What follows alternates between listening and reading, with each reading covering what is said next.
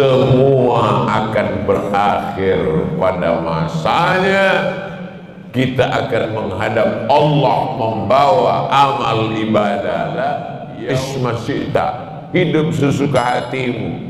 Mau hidup jadi orang kaya, silakan. Mau hidup jadi pejabat, silakan. Mau hidup jadi perampok, silakan. Fa innaka mayyit, tapi ingat, kau akan jadi mayat, kau akan dimandikan, kau akan dikafankan, kau akan disolatkan, kau akan dikuburkan, dan kau akan ditinggal sendirian. Istri, maka sertakan Allah dalam setiap senangmu. Kalau hatimu senang, alhamdulillah. Sallallahu alaihi wasallam, sallallahu ala Muhammad, sallallahu alaihi wasallam. Orang yang paling mulia di antara kita bukan orang yang dapat jabatan. Makanya kalau pengajian di kantor bisa jelas ini kursi pejabat orang kaya. Tapi kalau di masjid yang dapat kursi cuma satu, Abdul Somad. Tapi kursi ini pun tidak lama, hanya sampai selesai pengajian. Kalau sudah selesai pengajian, Ustadz pun akan berdiri meninggalkan kursi, kursi pun diletakkan kembali ke gudang. Tidak ada yang bisa kekal abadi di atas ini. Andai selesai pengajian Ustadz Somad tetap bertahan di sini, panitia dan pengawal ini akan membisikkan ke telinga, Ustadz, acara sudah selesai. Semua akan berakhir pada masanya. Kita akan menghadap Allah, membawa amal ibadah. Yauma la yanfa'u malun, hari itu tak ada gunanya harta, wala banun, tak ada gunanya anak, illa man atallah, kecuali orang yang datang menghadap Allah biqalbin salim, dengan hati yang salim. Datang ibu-ibu di atas, alhamdulillah Pak Ustadz, saya sudah dapat. Loh, kok tahu? Nama suami saya Pak Salim. Biqalbin salim, dengan hati yang salim, bersih dari hasad, bersih dari dengki, bersih dari dendam kesumat. Dan insya Allah yang hadir subuh ini semua hatinya bersih-bersih. Yang pejabat tidak kelihatan jabatannya, yang orang kaya tidak kelihatan hartanya, yang orang hebat tidak kelihatan kehebatannya. Semuanya sama masuk ke dalam masjid, menempelkan keningnya ke lantai tempat yang diinjak-injak tapak kaki. Allahu Akbar. Nggak ada mentang-mentang pejabat lalu pas sujud tadi ditempelkannya ke tiang. Allahu Akbar. Semuanya sholat rukun sahnya sujud, dan sujud itu rukun sahnya dua ujung kaki, dua lutut, dua telapak tangan, satu kening menempel ke lantai, menunjukkan bahwa dia rendah, hina, tidak punya apa-apa, diciptakan dari tanah, berjalan sebentar di atas tanah, tak lama lagi dia pun akan menjadi tanah dan akan dimakan cacing. Ngaku semua. Apa yang kita sombongkan? Semua akan tinggal, semua tidak akan dibawa mati, walaupun sayangnya setengah mati. Apa namanya? Sambolo. Sambolo, kesayangan dari Bima. akan dibawa pulang ke Riau, akan ditunjukkan ke anak cucu, ditulis, dimasukkan ke lemari kaca, ditulis Sambolo dari Bima. Baju juga begitu, akan jadi souvenir, diletakkan di rumah jadi museum. Tamu-tamu yang datang akan melihat, oh ini pakaian almarhum Abdul Somad dulu waktu ceramah di Bima. Semua hanya tinggal kenangan. Yang kita tinggalkan kenangan baik atau kenangan buruk. Harimau mati meninggalkan belang, gajah mati meninggalkan gading, manusia mati meninggalkan hutang. Tulislah ingin meninggalkan nama baik atau meninggalkan nama buruk. Nama-nama yang disebutkan oleh protokol kita tadi, nama-nama baik, hakim agung, qori-qori, orang mulia, sultan-sultan, menegakkan agama Allah. Ketika kau punya jabatan, punya kekuasaan, pakai untuk bangun masjid, pakai untuk bangun pesantren, pakai membangun Islamic Center, kirim anak-anak ke Al-Azhar Kairo Mesir, ke Darul Mustafa Tarim, ke Qarawiyyin Maroko, ke Zaitunah Tunisia. Mereka akan pulang menyebarkan dakwah Islam. Kalau kau bukan ulama, maka pahala ulama dapat. Kenapa? Karena mereka akan membuka pondok pesantren, menebarkan dakwah Islam.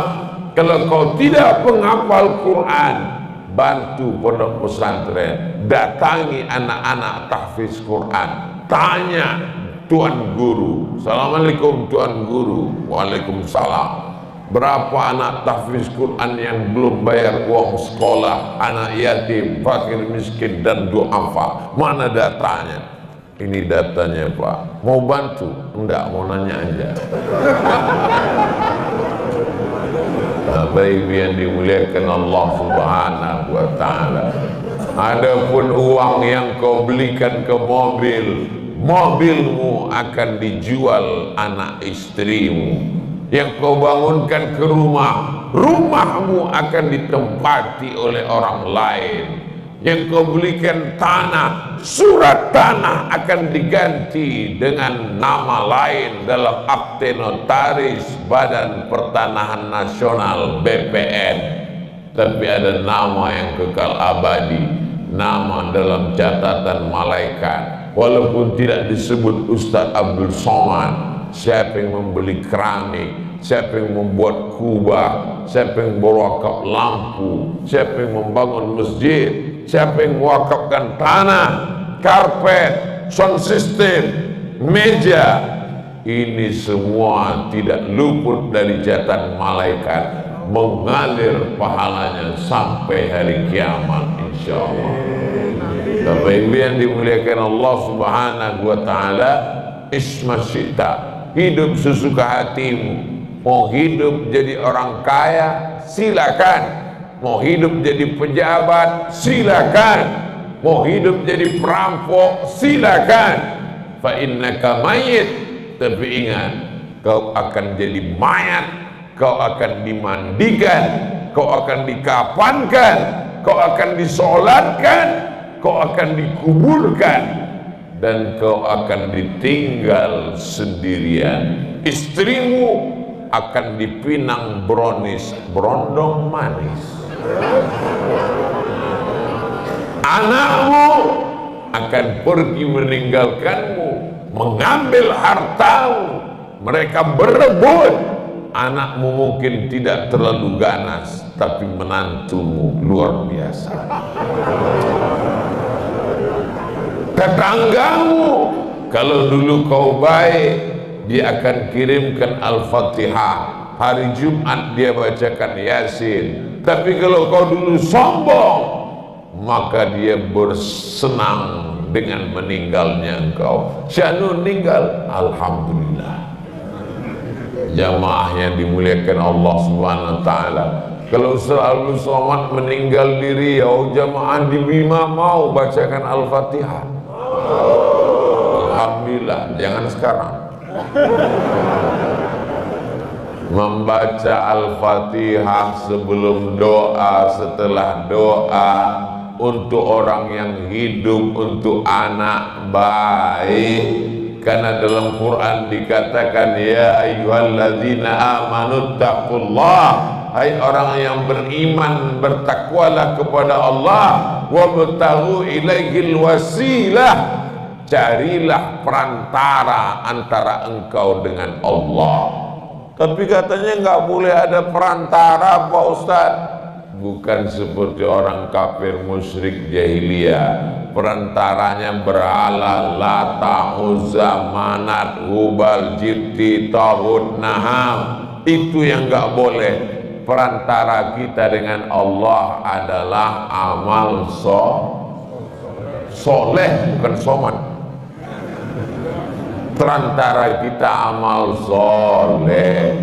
Ada orang masuk ke dalam gua, tiba-tiba hujan gerimis, mau berlindung ke pohon kayu nggak ada, yang ada lubang tanah, masuk dia ke dalam gua. Tiba-tiba bergelinding batu besar dari atas bukit menutup pintu gua, tertutup gelap, nggak bisa keluar.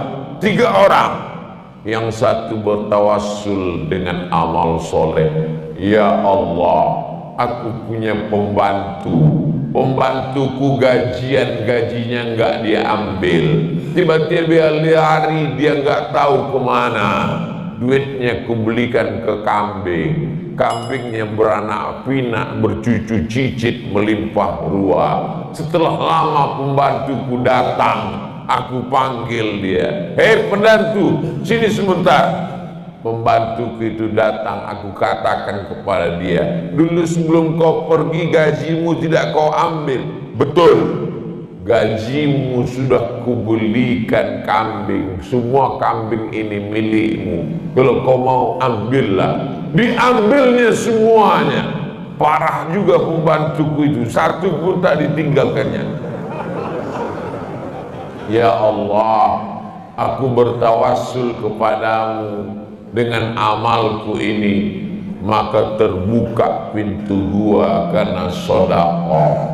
Itulah keutamaan sedekah, bertawassul kepada Allah dengan amal soleh, dikabulkan Allah. Tapi belum bisa keluar karena celahnya baru kecil saja yang terbuka. Orang yang kedua bertawassul lagi kepada Allah dengan amal solehnya. Ya Allah, aku punya seorang ibu dan ayah. Aku pulang ke rumah membawa susu kambing. Anakku menangis kehausan, istriku menangis kelaparan. Tapi tidak aku berikan susu kambing itu kepada mereka. Kutunggu ayah ibuku terbangun, karena aku pulang mereka sudah tertidur di tengah malam. Setelah mereka terbangun, aku berikan kepada mereka. Ayahku minum, ibuku minum. Kalau memang baktiku kepada orang tua ini bisa meringankan beban hidupku, maka bukakanlah pintu ini ya Allah. Terbuka, itu berarti kita bisa berdoa kepada Allah dengan menyebut bakti kepada kedua orang tua. Mudah-mudahan kita termasuk orang berbakti pada orang tua. Yang ketiga, dia bukan orang kaya, dia tidak bisa bersedekah kambing, dia tidak bisa berbakti kepada orang tua karena orang tuanya sudah meninggal dunia. Lalu dia berkata, berdoa, ya Allah, aku jatuh cinta kepada sepupuku, kami hampir berzina, tapi kemudian ketika aku akan melakukan perbuatan dosa, aku ingat kepada Engkau ya Allah, aku tidak jadi melakukannya. Kalau memang amal tidak jadi, buat dosa ini bisa dijadikan sebagai wasilah untuk berdoa, kabulkanlah ya Allah. Terbuka pintu dua. Kenapa? Karena ada orang berdoa kepada Allah sebab tidak jadi melakukan perbuatan dosa, bisa juga dijadikan sebagai wasilah kepada Allah. Tapi tidak jadinya melakukan perbuatan dosa karena takwa kepada Allah. Jadi tidak bisa kita berdoa, ya Allah, aku tidak jadi melakukan perbuatan dosa karena takut ditangkap Satpol PP.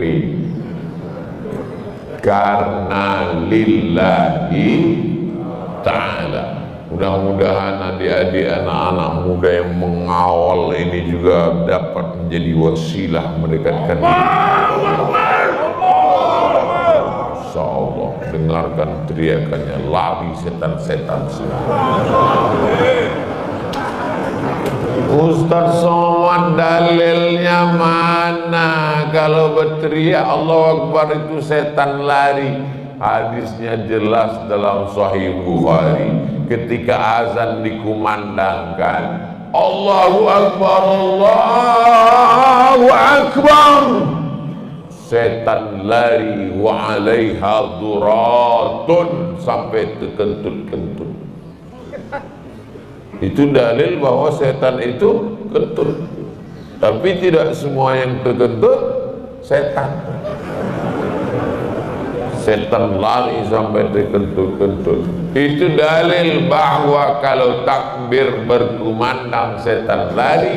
Itu juga dalil bahwa takbir itu mesti suara yang keras. Itu maka anak-anak muda ini bertakbir. Dari saya masuk, dari saya dengar Allahu Akbar. Tujuannya apa? Supaya jangan sampai yang menyambut ustadz itu kerasukan setan. Saking cintanya, setan bisa masuk karena terlalu cinta, setan juga bisa masuk karena terlalu sedih, setan juga bisa masuk kalau terlalu bahagia, kalau melupakan Allah. Maka sertakan Allah dalam setiap senang. Kalau hatimu senang, alhamdulillah. Kalau hatimu susah, inna lillah. Kalau anakmu dipuji, alhamdulillah. Ganteng ya anaknya, alhamdulillah. Doakan jadi anak soleh ya. Sertakan Allah. Sekarang banyak orang ketika dipuji, anaknya ganteng ya, siapa dulu bapaknya? Melupakan Allah menyebabkan setan masuk. Makanya doa Nabi untuk cucunya Sayyidina Al-Hasan dan Sayyidina Al-Husain, U'izukuma bikalimatillahi tammati min kulli syaitani wa hammati wa min kulli ainin lama. Aku mohon perlindungan Allah untuk kalian berdua, Sayyidina Al-Hasan dan Sayyidina Al-Husain, supaya dijaga Allah dari apa? Min kulli syaitan, dari setan, wahammah, binatang berbisa, wa min kulli ainin, dari pandangan mata, lamah, yang menyebabkan sesuatu yang dapat mudaratkan, mencelakakan. Berawal dari mata, melihat orang punya harta, melihat orang punya kuasa, melihat orang punya macam-macam lah. Saya tidak boleh sebut nama merek mobil, nanti jadi iklan gratis. Jamaah yang dimuliakan Allah Subhanahu wa ta'ala, tidak ada jalan lain kecuali berpegang dengan Islam. Ya ayyuhalladzina amanu, hai orang beriman, hai orang yang percaya bahwa dia akan mati menghadap Allah. Ittaqullah, takutlah kalau kau mati menghadap Allah. Apa yang akan kau bawa? Haqqa tuqatih, sebenar-benar takut. Wala tamutunna illa wa antum,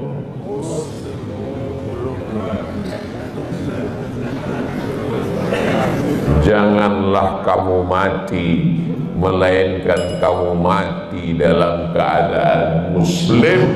Kita mau mati, mulutnya mengucapkan sakratul maut, la ilaha. Kan mudah mengucapkan la ilaha illallah itu Pak Ustaz. Paling mudah mengucapkan la ilaha illallah. Lebih mudah mengucapkan la ilaha illallah daripada mengucapkan Abdul Somad.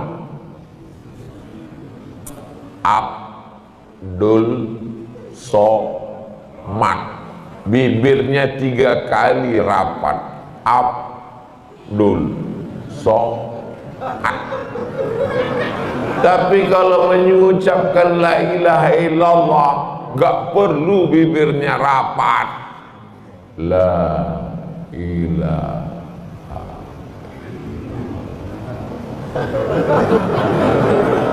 Kenapa ucapan yang paling ringan adalah la ilaha illallah? Karena mati adalah saat yang paling berat. Makanya kita selalu mengucapkan Allahumma hawwin alaina fi sakaratil maut. Ringankan kami waktu sakratul maut. Ucapannya ringan, tapi tak semua orang bisa mengucapkannya. Makanya kita mesti ditolong orang lain. Laqtinu mautakum, talqinkan orang yang mau mati itu ke telinga sebelah kanan, la ilaha illallah. Kenapa ditalkinkan? Karena berat, godaan yang luar biasa. Mudah-mudahan kita ringan sakratul maut. alaihi wasallam. Sallallahu ala Muhammad. Sallallahu